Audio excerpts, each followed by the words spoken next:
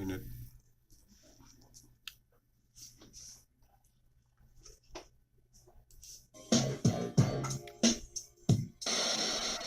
Scramble for Africa. Colonization was motivated by the European hunger for African resources. The subsequent exploitation of the African people and the uprooting of their spiritual values by Christian missionaries would leave a permanent European stamp on the continent. The mindset is the barbarians are backward and inferior, and for their own benefit, we have to uplift them and civilize them and educate them and so on. The psychology behind it is kind of transparent.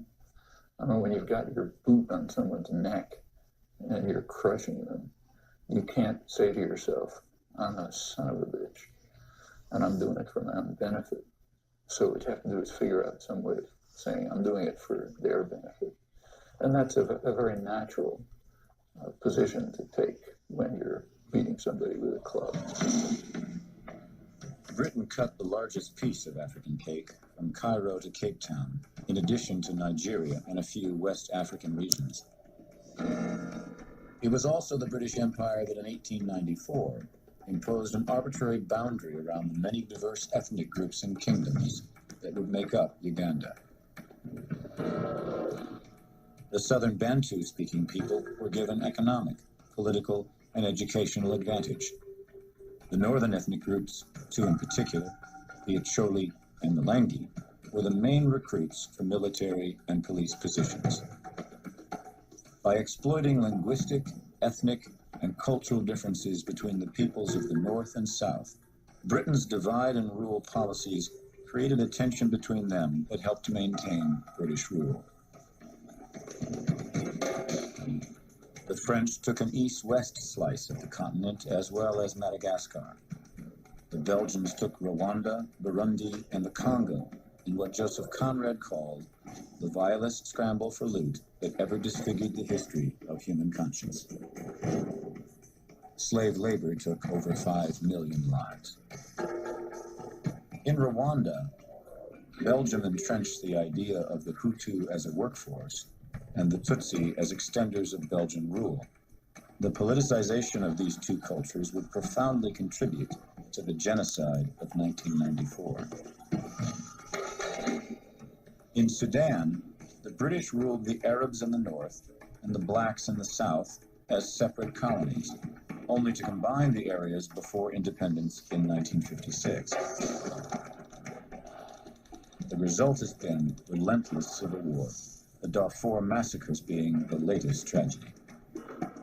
The Portuguese decimated Angola, Mozambique, and Guinea-Bissau well into the 1970s. The Italians took Libya, Eritrea, and Somalia.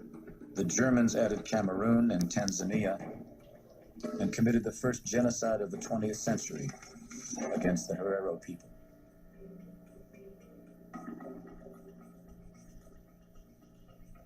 No colonial power is going to succeed unless it's going to play on existing divisions and sharpen them, increase them, exacerbate them. So one of the first questions after the end of colonialism is who belongs and who doesn't? Who was part of the colonial struggle and who betrayed? And this is time to settle scores. After the Conference of Berlin in 1885, Europeans embarked on a continent-wide land grab. In less than 20 years, 90% of African territory would be placed under European colonial rule. One of the main beneficiaries was King Leopold II of Belgium. Aware of a vast fortune to be made, he persuaded Europe's powers to recognize his sovereignty over one of Africa's largest regions, the Congo. Here was this man who became King of Belgium in 1865 at the age of 30. Enormously shrewd, enormously greedy, enormously ambitious, and with an absolutely brilliant sense of public relations. He hired the explorer Henry Morton Stanley, the man who found Livingstone, to go to the Congo and essentially stake out this huge territory for him. Leopold got first the United States and then all the major nations of Western Europe to ratify his seizure of this enormous territory in the center of the continent.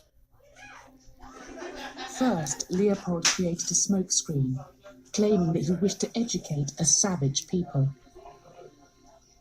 They were all really fooled by Leopold because they took him at his word. They thought he was a man who's going to lose all his money in this crazy philanthropic venture.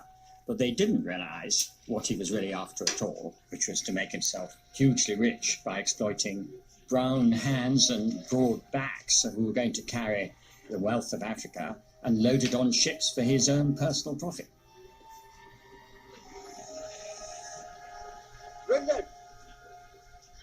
Extreme violence was employed to impose Leopold's dominion. The right hands of those who failed to meet rubber quotas were severed.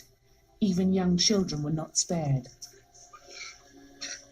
In 1896, a German newspaper reported that 1,308 hands had been gathered in one day.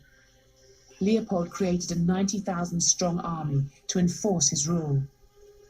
One of his lieutenants wrote, "Only the whip can civilize the black."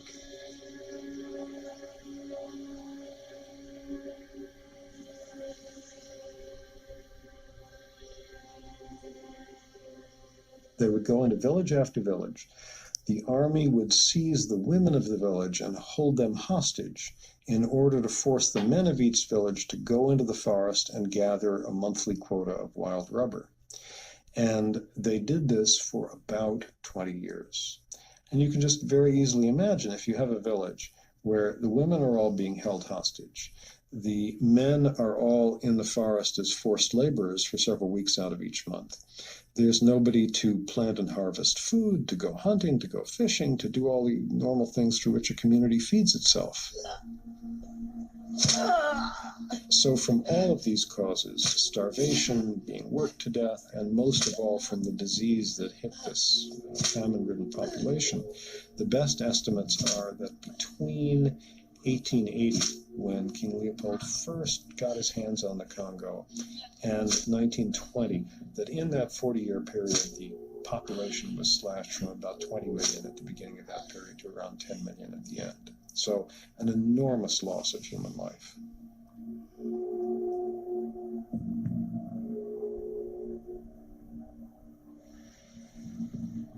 Huge building projects throughout Belgium were funded by Leopold's wealth to celebrate his reign. Leopold built himself a palace, now called the Museum of Central Africa, to display his spoils. For historian Bambi Coypins, whose father is Congolese, the building embodies the myths created to justify Belgian rule in the Congo. The central hall gives you the idea of what the museum is supposed to be about. You have the central dome through which the light falls on the heart of darkness underneath, you can say. Simultaneously, the dome also presents the sky, God, and then in the central hall, underneath that representation of Leopold II, are statues of Congolese. So what you really see were the hierarchical relationships that structured the relations between the colonized and the colonizers.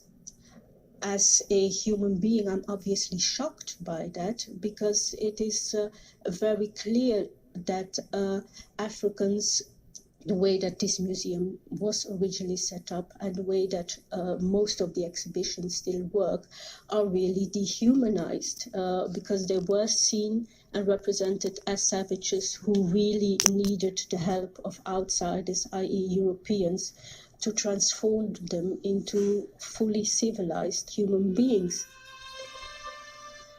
From the